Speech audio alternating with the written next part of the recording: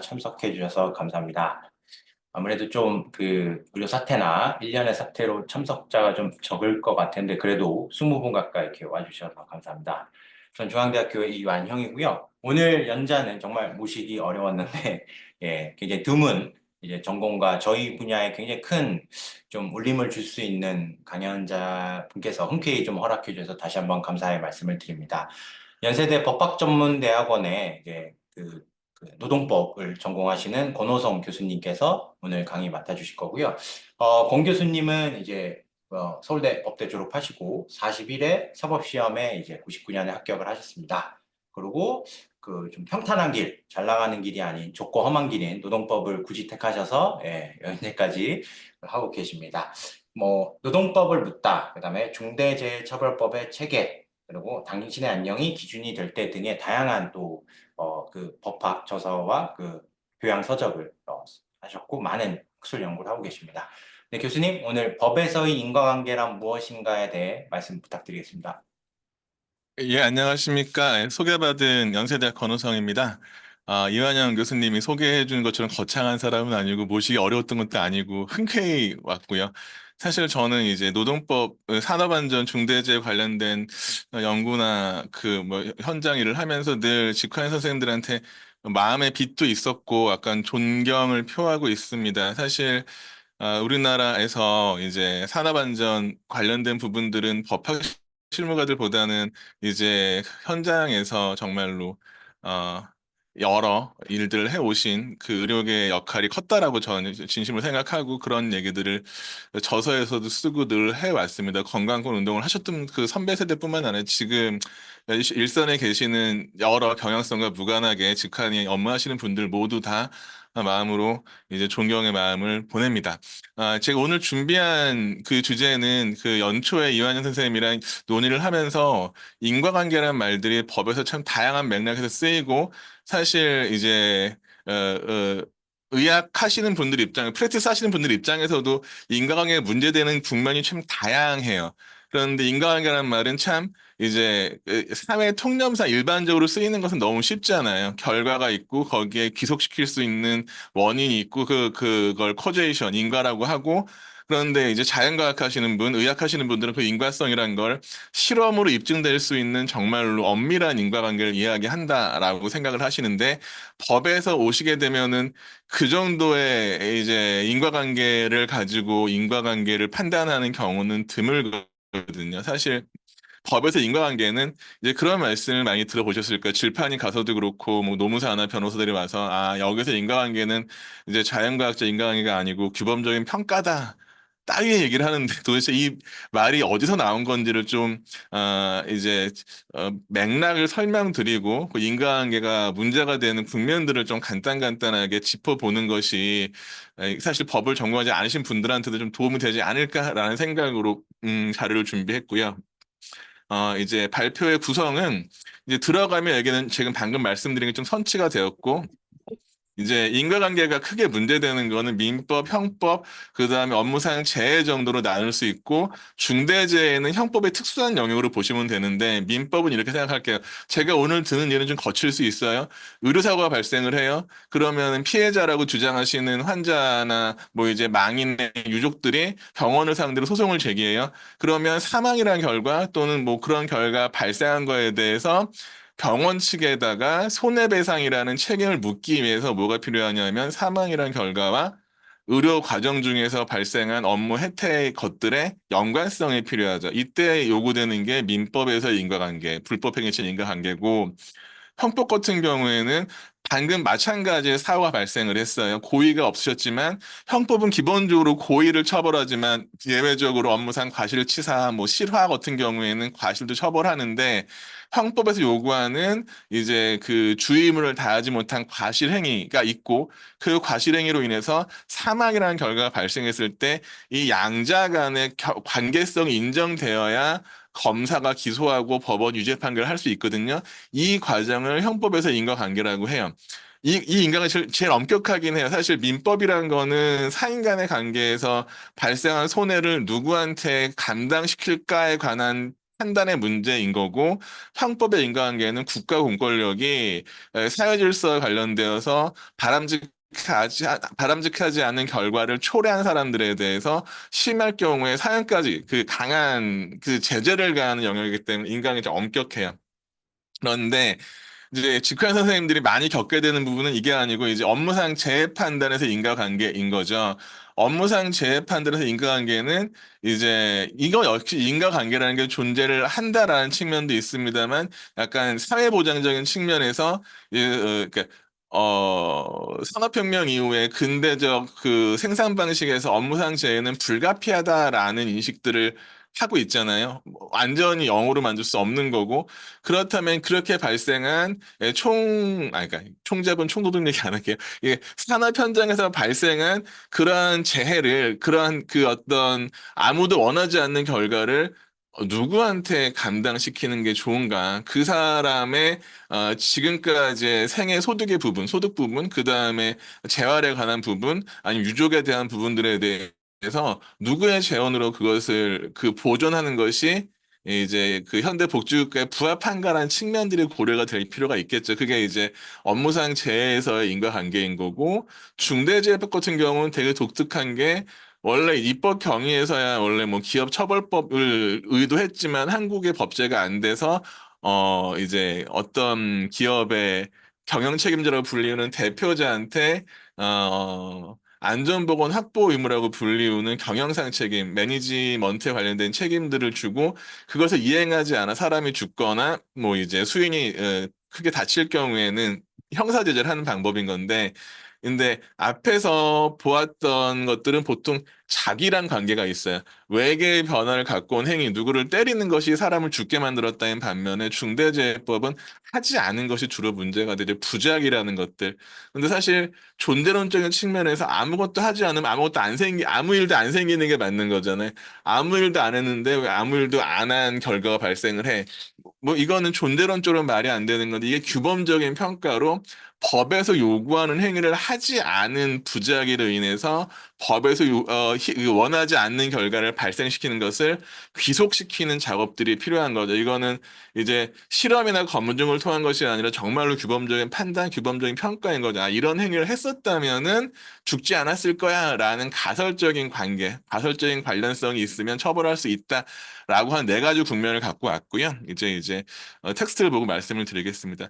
사실 보통들 이제 의학계 계신 분들은 그 PPT 슬라이드가 훨씬 더 익숙하실 텐데 저는 그렇게 한다 그러면 사실 오늘 강의 무관하게 이 텍스트를 보실 때 단어를 열거할 경우에는 비전공자가 법학 문헌을 보면 굉장히 이해가 아니라 오해를 는 경우가 많거든요. 그래서 조금 화면이 좀 그 가독성이 떨어지시더라도 향후에 레퍼런스하기 용이하게 그냥 줄글로 갖고 왔다는 점을 좀 그러니까 양해를 구하고요. 어, 세상을 살다 보면 원하지 않는 일을 겪는 경우가 많죠. 제가 지금 최근부터 재직한 연대 앞에서 얼마 전 싱크홀 생겨가지고 차가 빠져 두 명이 그 중상을 입었어요. 어, 요즘에 잘 산다는 대한민국 서울시내 한복판에서 싱크홀 때문에 차가 빠진다라는 걸 아무도 예상하지 못하죠. 그런 일들이 벌어져요. 그럼 당장 생기는 문제는 그러한 원하지 않은 결과를 어떻게 법적으로 처리할 것인가. 첫 번째 문제는 그 손해를 누가 감당할 건지예요. 원래 살다가 벌어지는 많은 손실 같은 게 원칙적으로 본인이 감당해야 돼. 넘어지면 내가 아픈 거지 누구한테 책임을 묻는 건 예외인 건데 누구한테 그 손실을 전가하는 리임버스하는 법리가 불법행위인 거예요. 원래 벌어진 일은 내가 감당해야 되지만 그 벌어진 일이 다른 사람이 위법한 행위로 벌어졌다라면은 그 사람한테 내가 입은 손해를 네가 돈 내놔라고 하는 제도가 불법행위 영어로 토트인 거고요. 그 불법행위를 인정하기 위해서 요구되는 것이 타인의 행위의 위법성, 그리고 그 사람의 심리적인 요인으로 고의 과실, 그리고 그 행위와 손해 사이의 인과관계라는 말을 법이 요구하고 있어요. 두 번째로는 만약에 그런 싱크홀 관련된 사고가 국가가 또는 관리 주체가 뭐 이제 뭐 도로교통공사일 수도 있고 그것이 해야 되는 이 업무를 너무나 태만히 해서 사람을 죽게 했다 그러면 관련자들을 업무상 과실치사상으로 기소할 수 있겠는가? 사실 다리가 끊어지고 하게 되면 감리한 업체들도 처벌받고 한 경우가 있잖아요. 그런 부분에 있어서 문제 삼는 것이 형법상 인과관계의 부분인 거고, 만약에 그분이 이제 그 노인분이어서 그럴 일 없었을 것으로 예상이 됩니다만, 업무상 운전하고 있다가 그렇게 빠져요. 그러면은 그 사람이 다친 것이 업무상 재해로서 휴업한 기간 동안에 휴업급여를 지급하고 요양에 대해서 건강보험 체계가 아니라 이제 산재보험 체계로 뭐 그 요양 아까 그 의료비를 지급하고 뭐 장애에 대해 연금을 지급하고 하는 부분들을 인정하는 게 맞느냐라는 판단 관련되어서 업무상 질병이라는 관점에서 인과관계가 세 가지 국면에서 필요해요.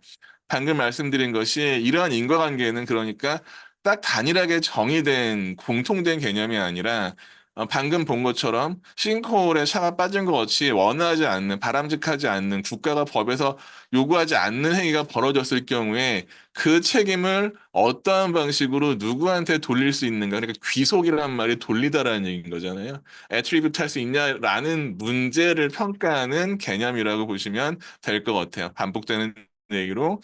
민법상 불법행위, 형법상 범죄의 성립, 그다음에 업무상 부상 질병 여부의 판단, 그리고 약간 그 뒤에 딸린 걸로 최근 관심이 증대되고 있는 중대재해처벌법의 인과관계를 잠깐 같이 보도록 하겠습니다.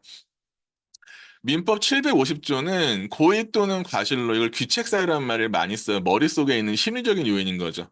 그런 걸로 인한, 이 인자가 한자를 변개했는데 이게 인과관계인 거죠. 이 고의 과실로 위법하게 타인에게 손해를 가한 자는 그 손해를 리임버스 배상해라라고 인정하고 있고 여기에서 이제 행위와 결과 사이의 인과관계라는 것을 뭐 영어로는 코제이션이라는 말 쓰고 뭐 독일어는 카우슬레이테이션이라고 얘기하는데 이걸 인과관계라고 보통 한국에서는 말을 해요. 한편 여기 판례 갖고 온 거는 그래도 그 의학 관련되어서 최근 판례를 찾아왔는데 의사가 진찰 치료할 때에는 요구되는 행위들이 있고 이 주의무를 위반해서 손해가 발생하면은 손해배상해야 되는데 이러한 불법 행위를 위해서도 의료 행위상 주의무 위반과 손해 사이에 인과관계가 있음이 증명되어야 한다라고 법원이 얘기를 해요.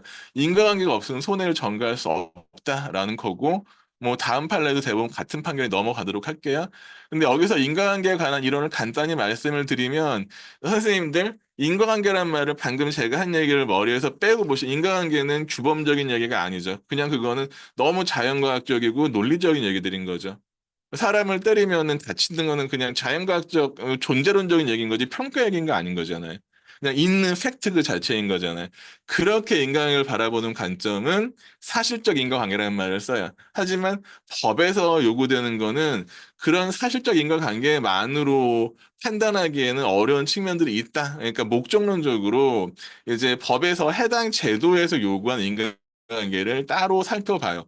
예컨대 뒤에 나올 얘기를 잠깐 보시면 만약에 그러니까 유영철이라는 살인자가 사람을 여럿을 죽여요. 그러면 인과관계라는 걸 정말 가설적으로 논리적으로 확장해 보면은 유영철 씨의 부모님이 유영철 씨를 잉태해서 이제 출산한 행위가 없었으면은 안 죽었을 거잖아요. 그러면은 피해자의 사망과 유영철 씨 부모가 임신을 한 행위 자체가 인과관계가 있냐 없냐? 이건 있는 거거든요. 존재론적으로는. 하지만 그런 거에 대해 손해배상할 수는 없는 거잖아요. 이 존재론적으로 무한하게 확장될 수 있는 인과관계라는 것을 이제 법의 필요에 따라 제한하는 측면으로서도 규범적인 평가가 필요한 거죠. 사실적 인과관계는 원인과 결과 사이에 사실적인 인과관계를 의미한 반면에 민사상 배상 책임으로 들어오게 되면 공평, 이쿼터블한 공평이라는 관점에서 일정한 범위로 그걸 제한하는 것들이 요구가 되는 거죠. 특히나 앞에서 본 의료사고에서는 사실 과실이라는 행위 자체가 어디까지 배상 책임을 지울지는 그냥 존재론적인 측면에서의 사실은 존부 문제가 아닌 거죠.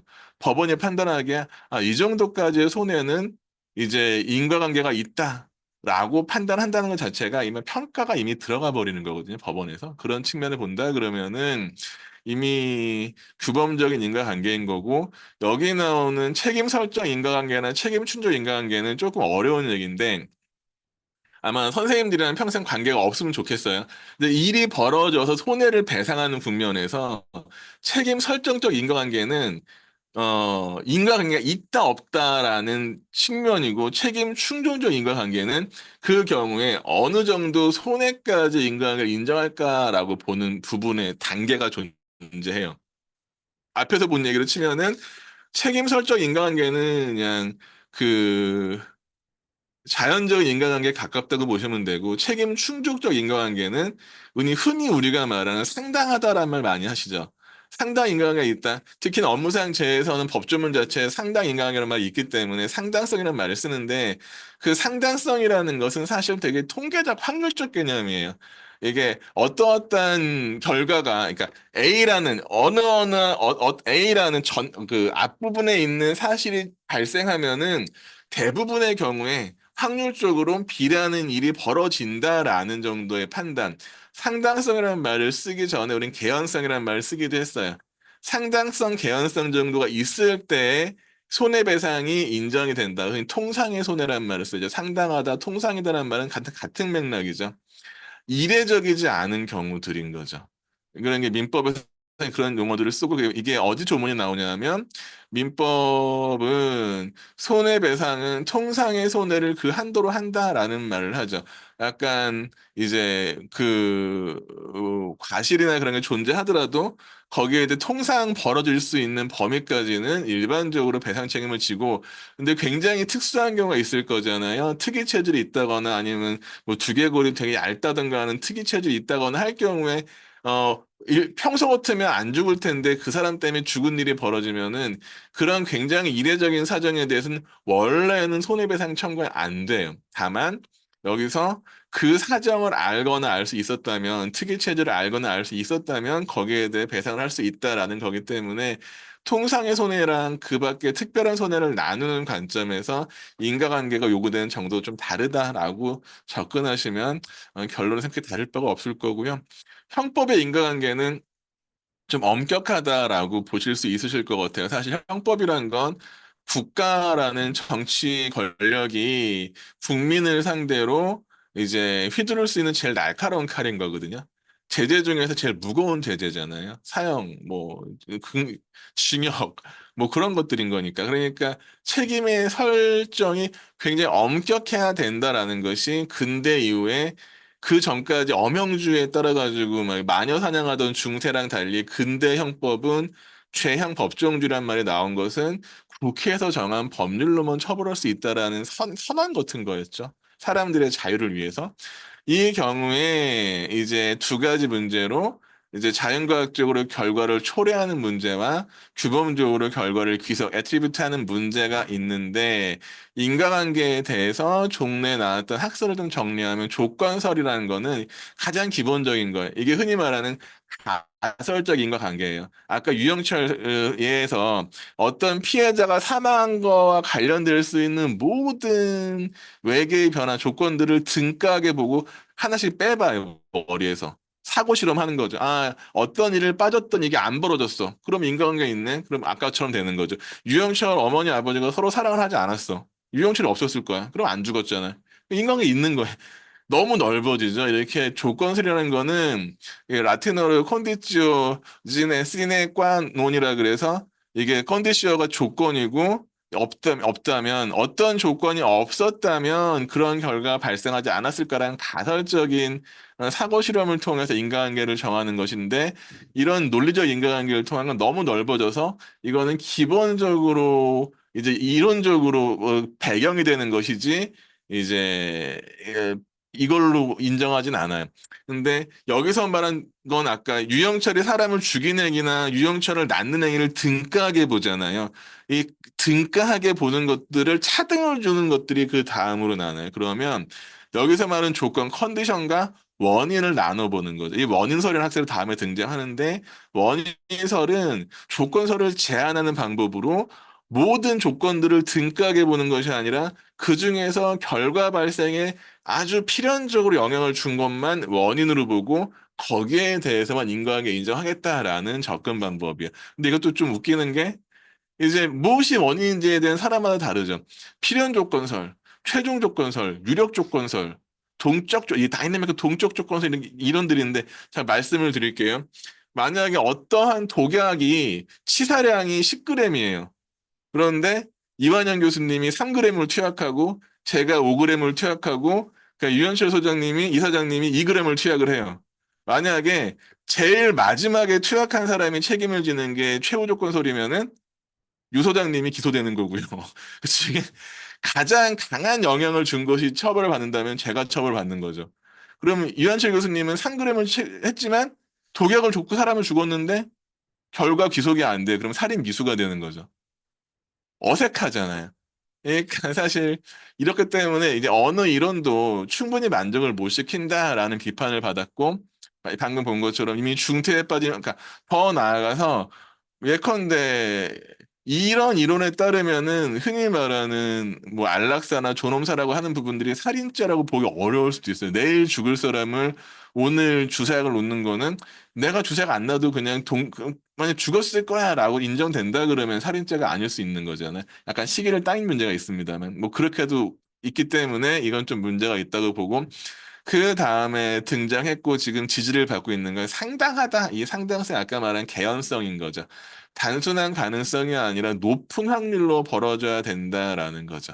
그래서 이 이론에 따르면은 어떠한 행위, 원인이 되는 조건들이 특정한 결과 발생에 꽤나 높은 수준의 개연성을 가지고 연관되어 있으면 이거 인과관계가 있다라고 보는 거고, 그러니까 우리가 그러니까 이제 같은 상당 인과관계라는 말을 정확히 법조문에 나오는 게 산업재해보상보호법 37조 관련된 부분에 나오는 거죠. 업무상재 판단하는 과정 중에 단서부분으로 상당 인과관계가 없을 경우에는 뭐뭐다라는 말이 나오는데 그거를 보실 때 이렇게 보시면 되는 거예요. 이제 어떤 재해란 말이 여러 맥락이지만 우리가 보는 산재에서는 부상 질병 등이 재해잖아요. 그 부상 질병이랑 업무의 인과관계라는 것은 어떠한 업무 과정상에 벌어진 행위들이 상당한 가능성으로 100%일 필요 없고 높은 개연성을 가지고 이 결과와 연결되어 있다면 법에서 말하는 상당 인과관계가 있다라고 우리는 봐야 된다라는 걸 여기서 알 수 있고요.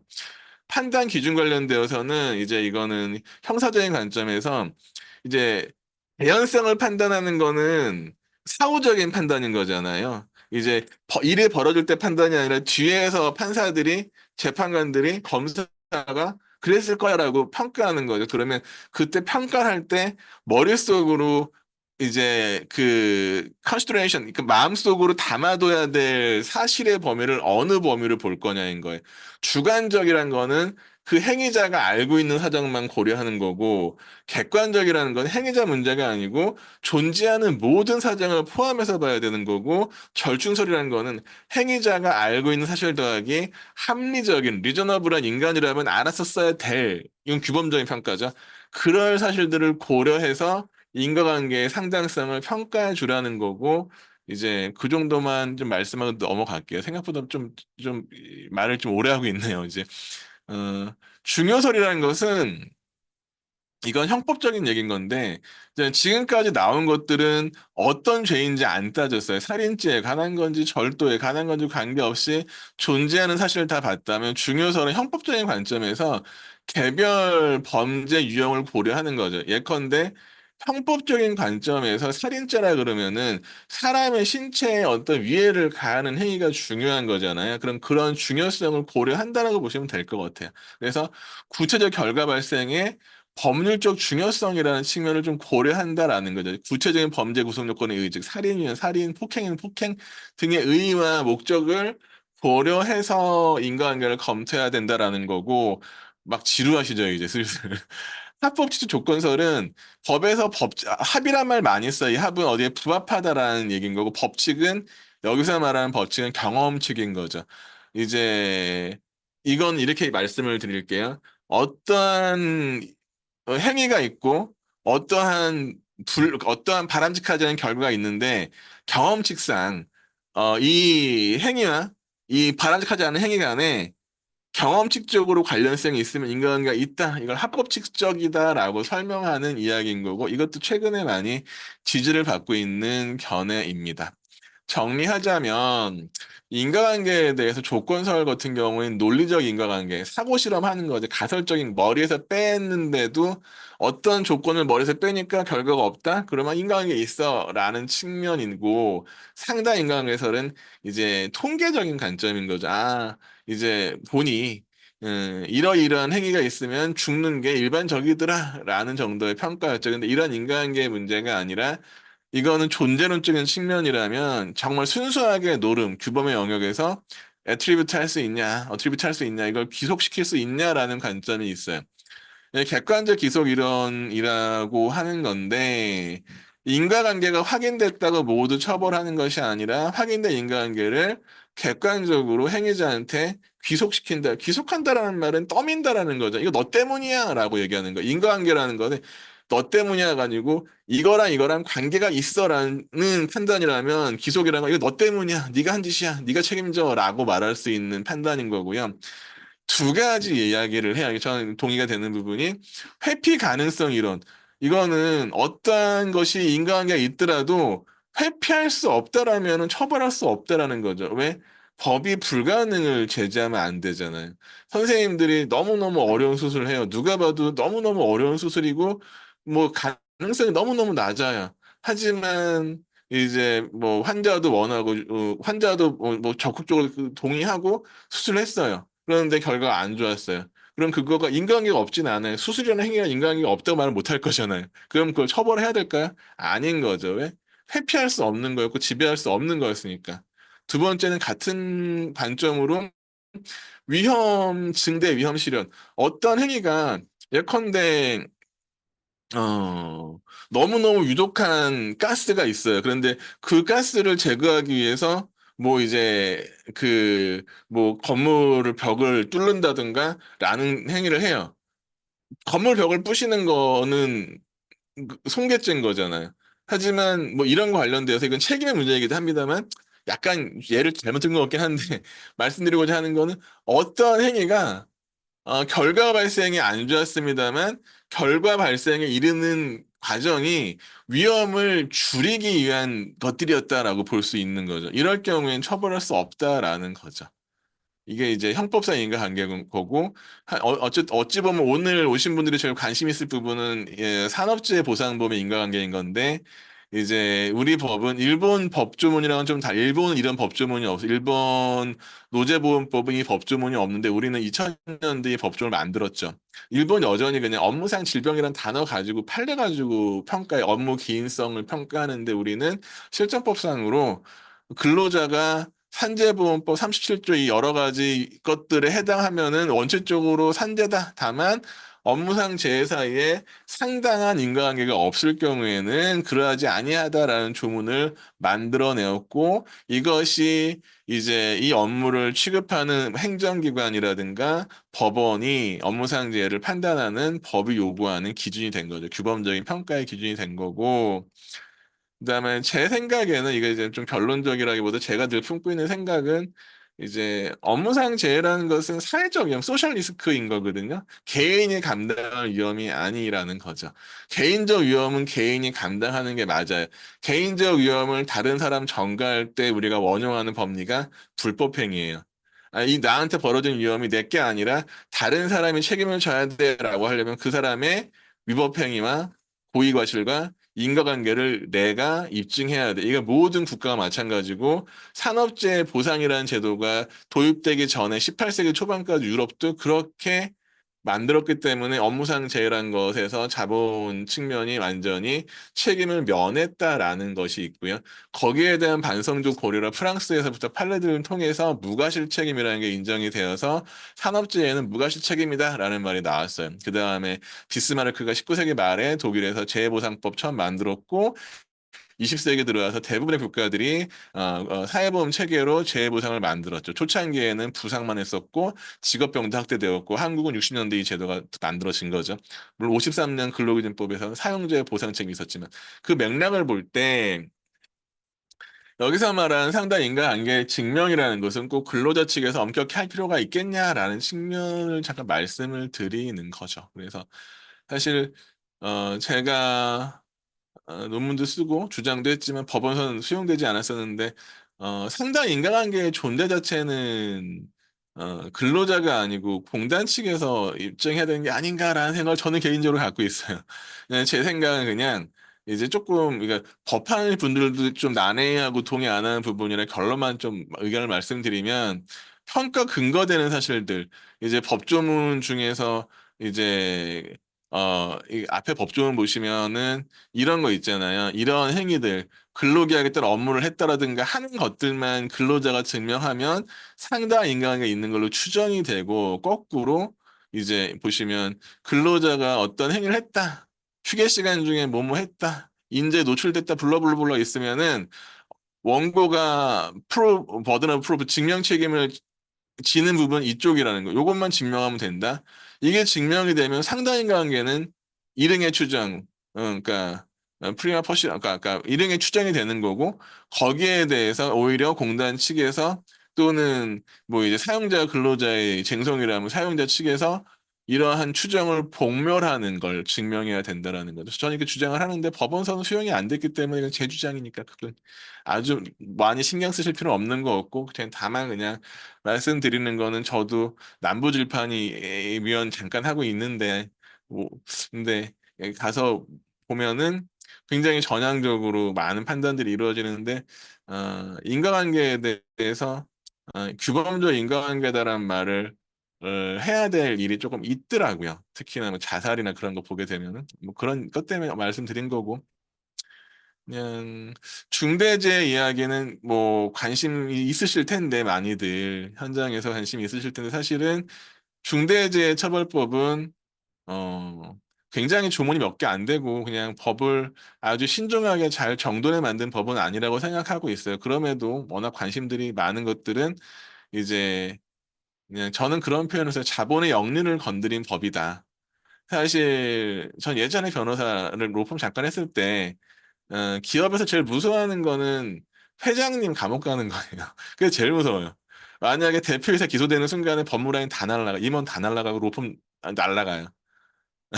제가 있던 그 법인이 두산이랑 일을 많이 했었는데 그쯤에 두산 형제인한 생겨가 2천원 배임해가지고 두산 회장 막 이권되고 막 그랬거든요. 그러니까 이 회사 로펌을 김현장으로 바꾸더라고요. 그리고 딱 떨어졌어요. 그러니까 무슨 말인고 하니 한국의 지배 구조라는 건 재벌 구조인 거잖아요. 대부분 오너 구조라 그러잖아요. 그런 구조에서 전문 경영도 아니고 오너 일가한테 감옥 가라라는 법이잖아요. 어떻게 보면 그러니까 어마무시하게 이 법이 지금 경영계에서 반대를 하고 위헌 얘기도 나오고 하는 게 딱 그런 맥락을 저는 생각을 해요. 너무 음모론적인지 모르겠는데. 근데 이 법 같은 경우에는 제일 독특한 부분이 지금까지 말씀드린 많은 인과관계는 자기 행위들이 존재하죠. 때렸다. 뭐 이제 불을 질렀다. 차에 치였다. 그런데 여기서 그렇게 된다 그러면은 아까 말한 가설적 인과관계가 자기를 빼보는 거예요. 이러이러한 행위를 머리에서 빼요? 그럼 안 죽었네? 인과관계가 있어. 근데 여기는 독특하게 아무것도 안 한 상태인 거잖아요. 그러면 가설적 인과관계 자체가 바뀌어야 되는 거예요. 얘가 뭘 했었더라면 얘가 뭘 했었더라면 안 죽었을 거야. 선생님 살면서 후회 많이 하잖아요. 저도 후회가 왜 없겠어요. 그 후회를 규범적으로 평가하는 거예요. 아, 이 사용자에서 안전망을 좀 잘 갖췄더라면, 펜스를 높게 쳤더라면, 교반기에 뚜껑을 덮었더라면, SPC 케이스에서 안 죽었을 텐데, 라는 거죠. 근데 이것이 어디까지 확장될 수 있을까요? 그럼 아 사업을 시작하지 않았더라면 안 죽었을 텐데까지 갈 수 있는 거잖아요. 그건 아닐 거잖아요. 그러면 이러한 추측에 어느 선까지의 이제 가정적인 행위들을 결과랑 연관시킬 것인가라는 부분들이 여기서 말하는 인과관계인 거죠. 전혀 존재론적인 측면이 아니죠. 전혀 자연과학적이지 않죠. 완전히 전적으로 규범적인 평가인 거죠. 법에서 요구되는 게 어느 정도까지 요구되는 건데 안 했으니까 죽었어. 그럼 넌 감옥 가라는 판단이니까 일상적이진 않죠. 예컨대 여기서 지금 판례 하나 보시면 너무너무 마음이 아픈 세월호 참사에서 그 선장이 부작위에 의한 살인죄 중대재해법이 없었으니까 살인죄로 의율이 됐는데 보시면 선박 침몰 등과 같은 조난 사고로 승무원들이 생명의 위협에 빠져 있을 경우에 선박 운행을 지배하는 선장은 이런 의무가 있으므로 그 의무를 다하지 않을 때에는 살인죄다, 부작위와 사망 간에 인과관계 있다라고 판단한 거죠. 어떻게 본다면 누굴 죽이지 않았는데 누굴 고의로 죽인 거라는 평가를 받게 되는 굉장히 예외적인 법 현상인 거죠. 이걸 일반화한 게 중대재해법이라고 보시면 돼요. 이거는 중대재해법 사례는 아닌 거고, 중대재해법 시행 이전에 이제 재해 관련된 인과관계를 좀 몇 개를 보겠습니다.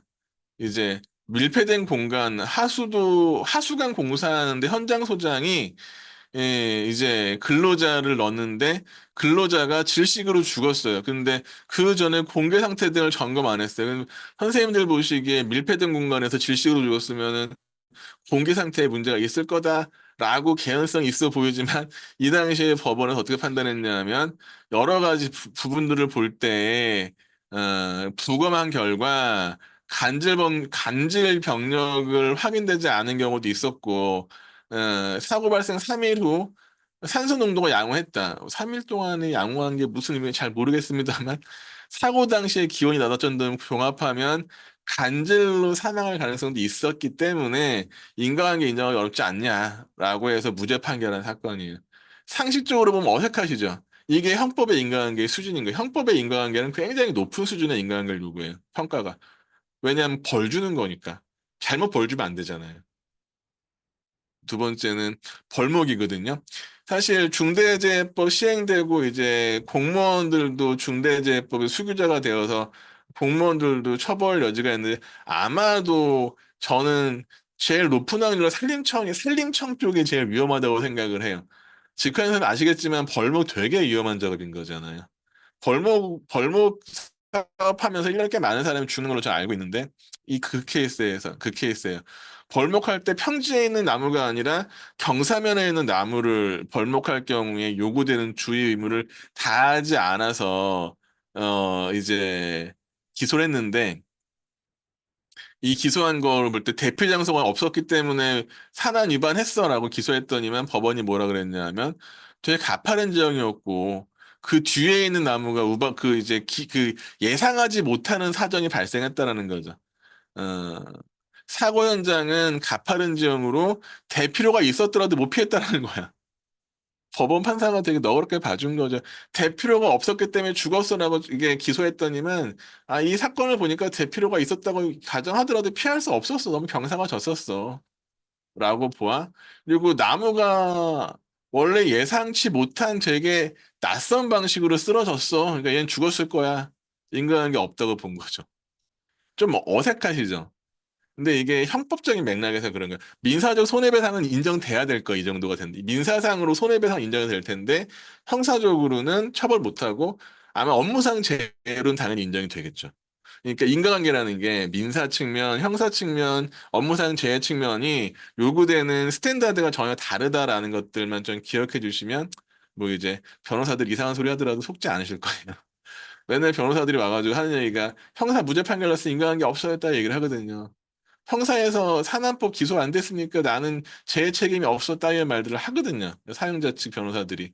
그러면 뭐 생각하실 거는 형사는 처벌 문제인 거고 배상 책임이나 재해보상 책임은 다른 스탠다드로 판단하는 거야 법에서. 왜 법은 목적에 따른 평가가 다르기 때문에 정도 것들이 오늘 제가 말씀드릴 제일 중요한 이야기 같아요. 의정부 지방법원 사건인데 이제 A형 사다리에 의해 올라가서 천장 전등 교체하다가 감전되어 죽었거든요. 그런데 추락방지 조치 위반했다 기소한 거예요. 그랬더니 법원의 판단이 아니 정전으로 죽었는데 결론만 요 정전으로 죽었고 동료가 정전 조치를 하고 하자라는 걸 얘가 안 해서 감전된 거니까 A형 사다리를 올라가는 부분 같은 걸 가지고 처벌할 수 없다라고 한 거죠. 이것도 규범의 목적 부분. 아까 말한 개별적 구속 요건의 어떤 목적을 좀 고려한 판결인 거고. 차량이 비탈로에 구르게 된 경위에 대한 증명 자료가 없다. 그러니까 작업 계획서 써야 되는데 안 썼거든요. 근데 안 쓴 거 가지고 기소했더니만 뭐 이런 유도자 같은 걸 두지 않은 거 가지고 처벌하는 건 어렵다라고 본 거고요. 이것도 벌목 대상 참나무가 있던 경사로 위면에 작업하였으나 참나무보다 위면에 위치하고 있던 소나무가 쓰러지면서 사고가 발생했기 때문에 이제 안전조치 위반이랑 무관하다. 참나무 벌목하기 위해 안전조치 해야 되는 거 안 했어요. 그랬는데 참나무 문제가 아니고 저 뒤에 있던 소나무가 넘어지면서 죽었어요. 그랬더니 법원서는 참나무 관련 안전조치 위반한 준수하지 않은 걸 가지고 처벌할 수 없다. 되게 어색하시죠. 잘못은 있는데 그 잘못과 사망 사이에 직접적 인과관계가 없고 뭔가 우발적인 사정이 개입해 버린 거죠. 이걸 보통 인과관계가 단절됐다는 말을 많이 해요. 인과관계가 중간에 끝나버린 거죠. 그 다음에 이 사건 같은 경우에도 지진 발생으로 KTX가 지연됐던 이건 되게 신문도 나왔던 사건인 거잖아요. 지연됐고 그 다음에 선로에서 이제 작업하다가 사망했어요. 그런데 작업계획서 같은 경우에 작업계획서를 작성을 안 했어요. 그랬더니 법원이 한다는 얘기가 작업계획서 미작성, 작업계획서를 작성하였더라도 현장 소장이나 그런 사람들이 그 내용들을 적절히 고지할 수 없었을 것이므로 처벌하지 못하겠다는 취지로 판결을 하죠.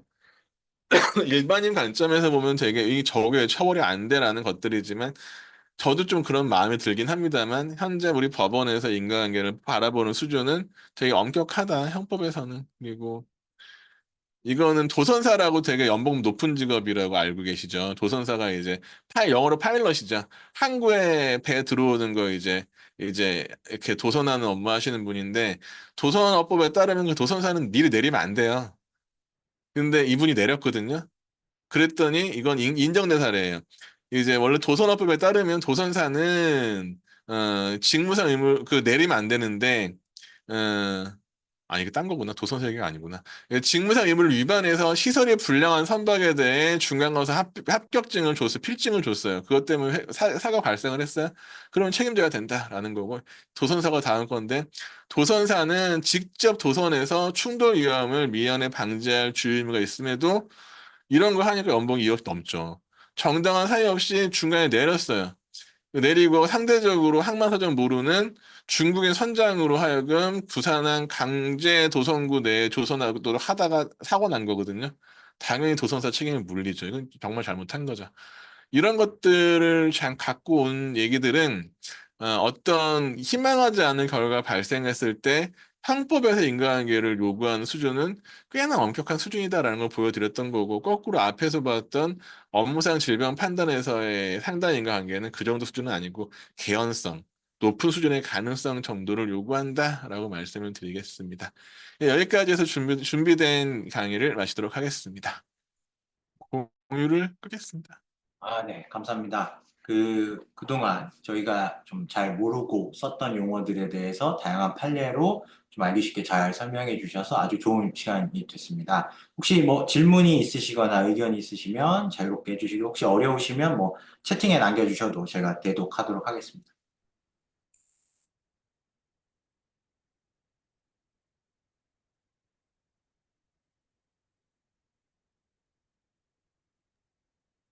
네, 역시 지금 뭐 예, 지금은 없으신 것 같은데 역시 법은 좀 어려운 것 같습니다. 그래도 쉽게 잘 설명해 주셨지만 개인적인 이제 그 소양의 문제로 저는 아직도 어려운 것 같습니다. 예, 혹시 저희가 질문 좀 드려도 질병판정위원회나 될까요? 예, 정진주 위원장님 말씀해 주세요. 위원장님. 반갑습니다. 아, 예, 제가 지금 밖에 이렇게 있어서 뵙네요. 얼굴을 못, 얼굴이 보이나요? 안 보이죠? 아, 사진은 보입니다. 그 프로필은. 네, 네. 바깥에서 듣는데 음, 제가 굉장히 고민했던 부분들에 대해 설명을 해주시고 그래서 한 두 가지 정도 질문 드리고 싶은데요. 하나는 아까 이제 재해에 있어서 현재 보상에 있어서 상당 인과관계에 관해서 저희 법에 있고 한데 사실은 이제 특정의 제도가 있으면서 위원들이 이제 결정을 하는 건데 그분들이 그 형법에서 얘기하는 정말 흡사한 의미의 정말 인과관계가 있는 이제 이것이 아니라는 것을 이제 알고 계시는데 어느 세월이 지나서 음. 근데 그 다음에 스펙트럼이 굉장히 다양하신 분들이 맞습니다. 들어오시기 맞습니다. 네, 때문에 네. 어떤 경우에는 제가 봐도 굉장히 넓게 해석이 되고 어떤 경우는 또 굉장히 좁게 해석이 되고 전체 판정이 한 85%는 어느 정도, 85에서 90% 정도는 같이 가는 것 같은데, 나머지 10에서 한 15%는 솔직히 말씀드리면 위원 구성에 따라서 이게 달라지기 때문에, 이런 그 제도에서 상당 인과관계가 있기 때문에, 상당 인과관계를 그러면 어떻게 딱 그 아까 높은 수준의 개연성, 확률적, 통계적 뭐 이런 말씀을 하셨는데 이걸 조금 쉽게 풀어서 어 뭐 법을 좀 해석을 해놓는다든지 이런 방법이 없는지가 하나 궁금하고요. 두 번째는 이제 저희가 어떤 결론을 내릴 때 일부 위원들께서 어떤 말씀을 하시냐면 우리는 판정이기 때문에 우리가 협소하게 판단을 하고 법원에 가면 포괄적으로 이렇게 판단하시는 그런 사례들이 많기 때문에 우리가 거기까지 이렇게 법원 정도까지 할 필요는 없다. 우리는 그저 그냥 뭐 행정심판 정도 하면 된다. 이런 말씀이 있는데 또 한편으로는 대법원이라든지 어떤 판결문 나온 것들을 저는 이제 읽거든요. 중요한 것들을 읽고 이제 말씀을 좀 드리는데 이것들을 적극적으로 반영해야 된다는 의견도 있어서 그 부분에 대해서 어떻게 생각하시는지 궁금합니다. 네, 정진주 선생님 말씀 주신 거랑 지금 채팅창에 최원준 교수님 말씀 주신 거랑 같이 묶어서 좀 말씀을 드릴게요. 너무너무 어려운 얘기긴 합니다. 기본적으로 이제 아날로그적인 범주에 0과 1의 디지털 판단을 하는 거거든요. 네모난 구멍에 동그라미를 집어넣는 사건인 거예요. 사실 이 판단은 사람마다 다를 수밖에 없는 게 상당성, 개연성이라는 건 정말로 증명되고 있는 자연과학적 인과관계가 아닌 거고 논리적 관계가 아니기 때문에 어떠한 일이 벌어졌을 때 어떠한 원인이 존재할 때 게다가 누적되잖아요. 업무상재에는 굉장히 오랜 기간 쌓여있던 업무 과정에서의 오래된 그 인자들이 어떠한 결과를 발생시킬 수 있다라는 판단을 뒤에서 사후에 하는 건데 이거를 정말 실험을 통해서 한 1000건 정도 해본 다음에 800건 이렇게 벌상했다라고 우리가 증명할 수 있는 거 아닌 거잖아요. 그러면 결국 이거는 전문가적인 소양으로 판단하면서 높은 가능성으로 벌어졌을 거야라고 판단하는 수준이 상당히 인과관계일 건데 현재 벌어지고 있는 일인 거고 빠른 시일 내에 개선이 안 될 수 있는 일일 거고 개선이 불가능한 상황일 건데 근데 이제 그 다음에 나오는 게 규범적인 평가라는 부분이 이제 상당 인과관계는 존재론적 측면인 거거든요. 근데 이게 아니라 규범적인 판단을 해야 된다라고 계속 이제 일각에서 법하는 사람들 얘기하는 건 뭐냐면 보호 필요성 같은 거죠. 이제 그리고 이제 여기서 이제 최 교수님 질문이 엮여지는데 선생님 이제 우리가 그냥 편하게 4대 보험이라고 말합니다만 건강보험은 모든 국민이 재원을 조달해서 모든 국민을 보상하는 제도인 거고요. 산업재해 보상보험은 기본적으로 총자본, 사업하는 사람들이 자원을 만들어서 근로자, 총노동을 보장하는 제도인 거거든요. 만약에 이제 아주 그냥 마이크로하게 보면은 산업재해 보상보험을 받는 재원은 기업이 되는 거고요. 건강보험을 내는 재원은 전 국민이 내는 거고, 여기는 모든 사람이 조성하는 재원이에요. 그러면 업무상 재해라는 것은 기업의 이윤을 위한 활동 과정에 발생했기 때문에 그 재는 기업한테 돌리는 게 맞다라고 한다라는 관점에서 본다면 그거는 건강보험으로 넘어가면 사실 은 위험을 전가하는 거지. 그러니까 기업의 이윤은 자기가 전유하고 비용은 사회에 전가하는 문제가 그 흔히 말하는 체리피킹 문제가 생겨. 좋은 것만 내가 가져갈 거야. 뭐 21세기 기업들의 제일 큰 문제가 그건 거잖아요. 그것 때문에 아마도 건강보험은 그러니까 사실은 원인을 묻지 않고 증상이 있으면 그냥 다 보호해주는 그런 보편성이 있는 거고 한국도 높은 보편성을 갖고 있는 거고 업무상 재해 같은 경우에는 그 원인이라는 건 사실 누굴 탓할 회사 니네 돈 벌려고 사람 망쳐놨잖아라는 비난이 깔려 있는 개념이라고 저는 생각을 해요. 두 번째, 한국은 솔직히 말하면 업무상 재해 보상의 보험 수준이 낮지 않아요. 휴업급여도 꽤 높은 편이고 그리고 이제 저는 급여의 수준 자체가 낮은 나라고 생각하지 않아요. 반면에 건강보험은 사실은 건강보험 체결을 가는 순간에 소득 보장이 전혀 없죠. 우리 말하는 상병수당은 필요하다는 얘기 아무리 하더라도 입법이 안 되고 시행이 안 되고 있죠. 그러니까 업무상 재해로 인정이 되면 휴업 시간 동안에 적어도 평균 임금의 70% 수준의 2년이 넘어가게 되면 그러니까 뭐 이제 상병 보상연금 받게 되면 그러니까 폐지를 경우는 더 높은 수준의 소득을 받죠. 하지만 업무상 재해가 아니고 일반적인 건강보험 체계에서 이제 요양을 받는 경우에는 그게 하나도 없게 되죠.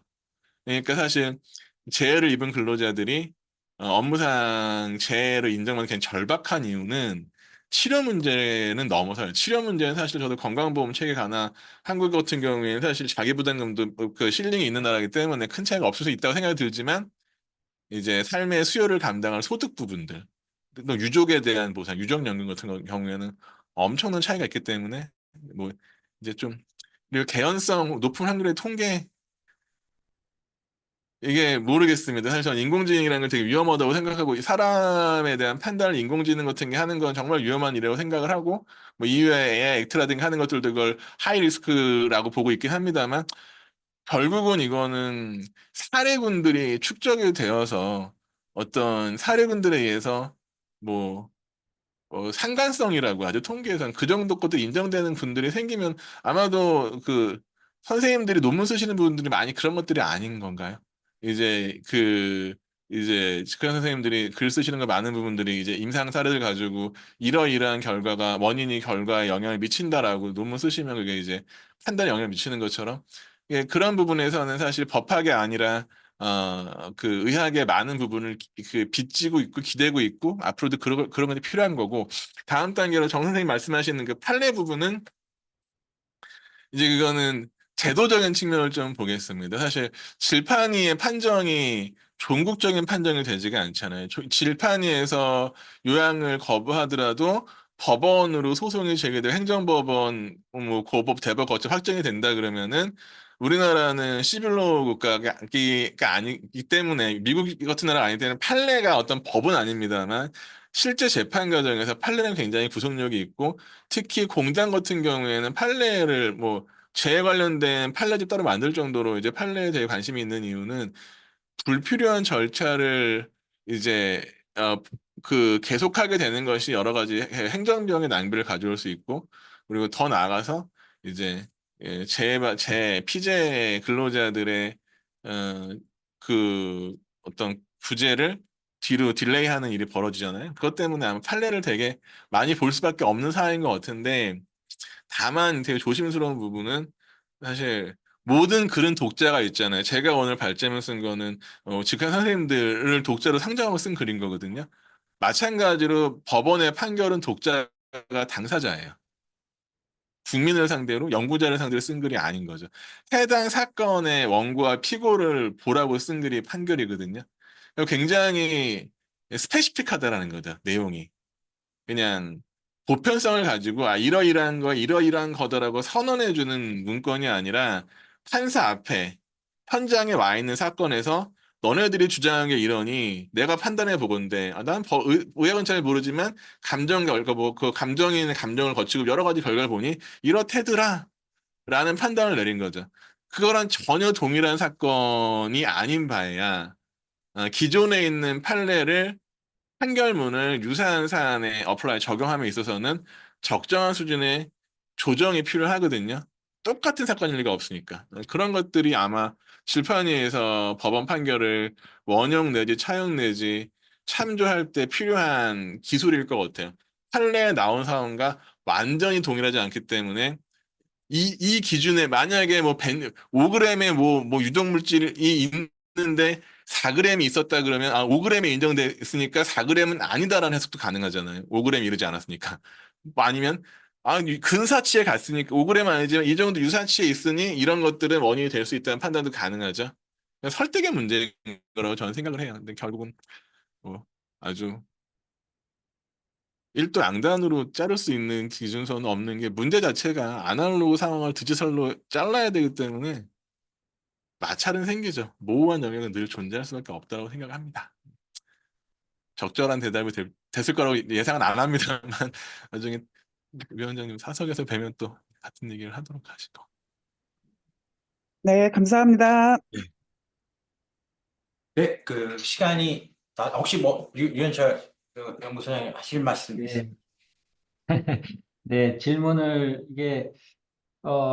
제가 좀 드리고 싶은 거는 이게 상당 인과관계라는 판단을 할 때 규범적 판단이라는 얘기를 많이 하는데 이게 이제 아까 좀 전에 설명할 때는 그 당의 사대에 대해서 판단하는 거다라고 얘기를 했는데 이게 사실 이 판단이 갖고 오는 이후의 사회적 영향이란 것 자체, 그러니까 공익적 영향들 자체가 규범적 판단에 들어가느냐라는 고민이 좀 있거든요. 이게 사실 고민이 그런 겁니다. 결과론적으로 봤을 때 삼성 백혈병을 산재로 승인하는 것들 자체는 그 사례 자체에 대한 판단은 어쨌든 규범적 판단이었을 것이고, 그걸 통해서 그러니까 이제 첨단 산업이라고 하는 반도체 산업의 안전보건 수준 자체가 확 높아진 것들은 사회적 효과로 갖고 온 것들이 맞거든요. 이제 그럴 수 있다라고 생각이 들고, 근데 이제 이런 고민들 자체가 판단에 규범적 판단에 들어가는 거냐, 갖고 올 효과가. 예를 들어서 지금 그 갑상선암, 정기원의 갑상선암 같은 경우는 되게 논란이 되고 있는데, 갑상선암은 희귀암이 아니고 굉장히 흔한 암이고 상당히 사회적 영향이 클 거예요. 그러니까 갑상선암은 이렇게 치료에 있어서나 혹은 진단한다는 것 자체에 대한 논란도 많은 이런 질환인데, 이것들을 규범적으로 판단했을 때 인과관계, 자연적 인과관계를 봤을 때는 뭐 비등비등 차이가 없다. 예를 들면 반도체나 이거나 차이가 없을 텐데, 이걸 승인해 줄 때 얻어지는 효과들은 반도체 백혈병을 승인한 걸 완전히 다른 효과가 나타날 수 있다라는 게 사실 저는 그런 생각이 들긴 합니다.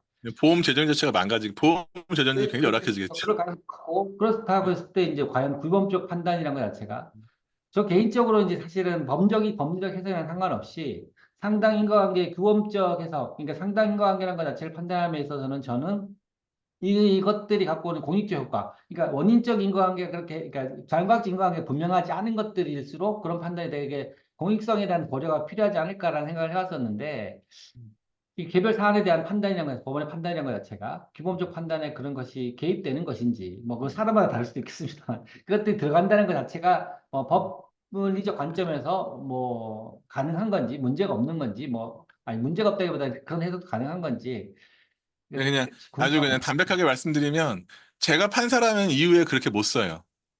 음. 그러니까 사실 그 개별 사건을 판단함에 있어서는 그 사건 관련된 규범적 평가라는 거는 그러니까 상당 인과관계는 여전히 약간 존재론적인 거죠. 가능성이 높은 정도의 개연성인 거고 규범적 판단이라는 말을 하는 거는 그것이 이제 그걸 판단함에 있어서 탓할 수 있느냐. 적어도 이 제도의 취지에 따라 사용자 또는 공단 측이 책임지게 하는 게 상당하냐, 그 타당하냐라는 측면의 규범적 평가라는 거를 이유에 쓰는 건 가능할 텐데 더 나아가 이제 제도의 취지나 공익적인 목적이라는 걸 건드는 순간에 이거는 입법의 영역을 뭐 침범한 거 아니냐라는 말이 당연히 나와버릴 거고 그래서 그건 좀 근데 어렵지 어쨌든 않을까. 산재보험 네. 제도의 헌재에서는 할 취지를 수 있겠죠. 고려해서 예. 다른 판단이 음. 있잖아요. 그러니까 예를 들면 이전의 판례에서 네. 산재보험의 제정 취지를 고려해가지고 네. 라는 네. 것들이 이게 뭐 어쨌든 판단에 이제 그 뭐 법 그 뭐죠 판결문에 적힌 것 쪽도 있고 하니까, 근데 네. 그 취지라는 것 자체들에 대해서 좀 더 나가는 건 어렵다. 결과적으로 그러니까 그렇더라도. 그거는 그래도 그 산재보험법 1조에 있는 게 취지인 거잖아요. 그 1조에 있는 네네네. 게 재해를 뭐 충분히 보장하고 그런 거를 해당 근로자를 충분히 보호하고 뭐 그런 걸로는 당해사항에서 이유 기재하는 거는 무리가 없을 것 같고 쓸 수 있을 것 같은데 더 거시적으로 약간 정치적인 측면에서 뭐 쓰는 것들은 판사 마음에 담고 있더라도 이게 흔히 뭐 이제 칸트로비츠가 말하는 자유법화 그런 건데 마음에 담고 있고 판 영향을 갖더라도 그거를 글로 남길 판사는 많지 않을 것 같아요. 사실 그거는 의회에서 해야 될 일인 거라고 저는 생각이 들어요. 뭐 그런 게 많이 정책적인 게 필요하다 그러면 사실은 의회에서 논의가 필요한 거고 뭐 그리고 그다음에 재정 충당 부분도 좀 고민을 해야 될 거고 예 그런 게 필요하겠죠. 재정 품종 부분도 있고 과잉 진료의 문제들도 있고 자, 고민들이 이제 실질적인 고민들이 들다 보니까 예, 이것이 과연 이제 법리적인 판단이라는 법안에서 그 해석 자체가 이게 어떻게 상당인과관계의 규범적 해석이라는 것 자체가 그런 것들을 고려해야 되는 게 아닌가라는 게 개인적인 생각인데, 교수님 의견으로는 이제 그 자체를 판결문에 쓴다는 것 자체는 이렇게 무리할 수 있겠다. 내면적으로 고민될 자체는 그렇게 예, 될 수 있으나 이런 예. 말씀이신 거죠. 기록으로 남기지는 않을 거예요 판사가. 음. 예. 네, 고민스럽습니다. 네. 네. 네, 알겠습니다. 감사합니다. 오늘 그 약속된 시간이 다 돼서 더 논의했으면 좋겠지만, 아쉽지만, 다음에 다시 또 모시는 걸로 하고, 오늘 정말 바쁘신 시간에도 참석해주신 회원분들, 그 다음에 공 교수님 좋은 강의 감사드립니다. 예. 예, 반가웠습니다. 나중에 뭐 이제 뵙게 되면은 그 이름들을 다 아시는 분들 많이 있는 것 같은데 뵙게 되면 또 인사드리겠습니다. 예, 네, 들어가겠습니다. 감사합니다. 마치도록 하겠습니다. 아.